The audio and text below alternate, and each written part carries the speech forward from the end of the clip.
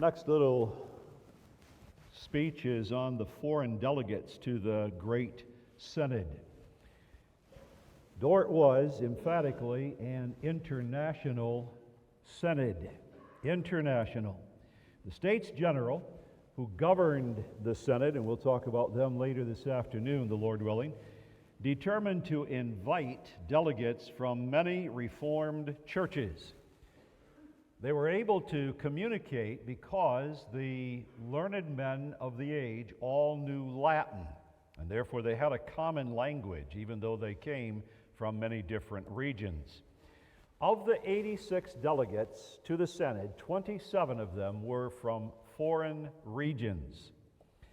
The delegates from each provincial synod had one vote each. Each synod had a vote. And the delegates from each particular foreign region had a vote. So therefore, 11 votes would be cast by Dutch delegations and 8 by foreign delegations. That indicates that the Dutch gave a significant place to these foreign delegates. They were not there to observe merely, not merely to talk, but they could vote with this kind of authority. In addition to that, as we noted, 3 foreign delegates served on the 9-man committee that drafted the canons. In this, the British influence was significant. I want to point that out for just a bit here. There were, first of all, church ties. We all know our church history, that there were some English people who came to the Netherlands, Puritans, who then later came to America. There were also some Dutch refugee churches in England at this time, so there was movement both ways by believers. In addition to that, a number of men went to England to get their training, to get additional training, such as Gomaris, and we've seen Bogerman, but also Armenians went there. A notable Armenian by the name of Petrus Bertius was another man who studied in England. So there was a lot of exchange. And the heresy of Arminianism was not unknown in England. They had faced a similar battle in 1605 over the same issues. The involvement of King James I, he was not particularly a religious man, but he was called the head of the church in England. And he felt a certain compulsion. Then he was very interested in the Netherlands as well for political reasons. In 1612, he opposed the appointment of a notable heretic by the name of Vortius to the University of Leiden. He sent a letter in the same year exhorting both sides, the remonstrance and counter-remonstrance, to peace, and he, through his ambassador, pressed the States General, which is the head of the government in the Netherlands, pressed them to hold a national synod. The British delegates had a leading role at the synod. The archbishop at this time, in God's providence, was a man by the name of Abbot, who was a thoroughgoing Calvinist.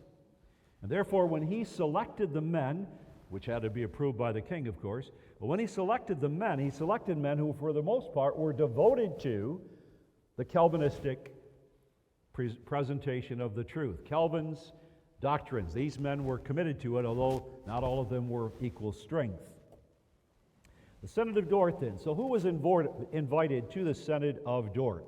Let me give you some maps here. First of all, in the Palatinate, you have in Germany that region where Heidelberg is the center. You have Scoltitus was, remember, one of the men on the draft committee who was from Heidelberg. Hesse, Germany, was another area that sent representatives. Nassau-Wetteravia, which was the home of the House of Orange, the William of Orange, the man who would lead the armies against the Spanish. He was from that region of Germany. It was a reform center, and they also were invited to send delegates. A couple of German cities, Emden, right over the border, very important for the Netherlands. Often synods would be held there because of the persecution. They couldn't hold them in the Netherlands proper. They could in Emden. And Bremen as well. Notable that Bremen sent a man by the name of Martinius who had some remonstrant leanings. And he would sometimes argue in favor of some of the remonstrant positions over against Dordt, the counter-remonstrance, though in the end he signed the canons. From Switzerland, we have men from Geneva, Zurich, Bern, Basel, and Schaffhausen. Of these delegates, then, Geneva had its own set of delegates that voted as a unit, and one of the men was Diodate, a man on the draft committee, and the other cities combined had one vote as a foreign group. Besides that, then, there is England and Scotland, the bishop, George Carleton, of course, being one of the men on the draft committee, and Walter Balkenkwal, the only Scotsman who was sent there. And then Ward and Davenant get a little notice, but not a good one. They were weak on the atonement and caused some issues when the second head was being discussed. So these are the men that came, but some were not able to come. France and Brandenburg. France could not come because they had a staunch Roman Catholic king who forbade anyone to go across the border to the Synod of Dordt as a delegate. Nonetheless, one of the important Reformed men of the age was a man by the name of Pierre Dumoulin, and he took it upon himself to write a treatise, a book really, which he sent to the Synod of Dordt as his statement on Arminianism, called the Anatomy of Arminianism, something still available today, by the way. It's been translated, and you can read it, his condemnation of the error of the Arminians. Brandenburg cannot come because they were Reformed churches surrounded by some militant Lutherans. We have to understand the age in which they lived. You could be a Lutheran or you could be a Roman Catholic in Germany. The Reformed church was not really recognized, and in some areas that caused a problem if there were militant Lutherans there, and therefore they were not allowed to come. Obviously, Dordt was a Reformed synod, and if they would send delegates, they would be announcing to the world, we're not Lutheran, we're Reformed, and therefore they thought it wisest not to send men to the synod. So they came to the United Netherlands and came to the city of Dordrecht, which is in the southern part of Holland, today the province of South Holland. This is significant that these men came to the Synod of Dordt.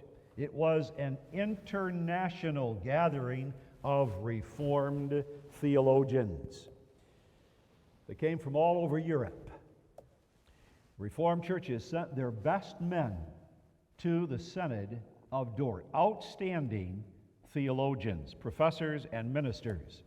The doctrines of grace were threatened, and these churches were determined to maintain the doctrines of total depravity and sovereign double predestination and irresistible grace and particular atonement and perseverance of the saints. They were determined as churches to maintain these doctrines. And so they sent their men. And now you want to think about this from a practical point of view. These men left their positions in seminaries. They left their positions as pastors in their churches. They left behind their wives and their children for 5 months.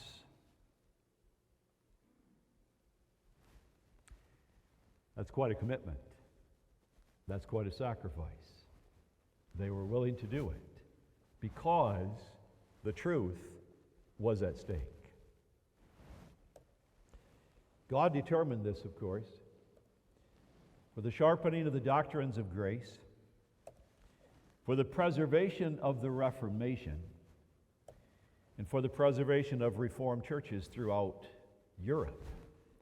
It wouldn't be merely the churches of the Netherlands that would benefit. All Reformed churches would now have this priceless document in their hands to contradict Arminianism and to contradict every form of error that would deprive God of His power to save and put something of it into man's hands, and that would be preserved in this document.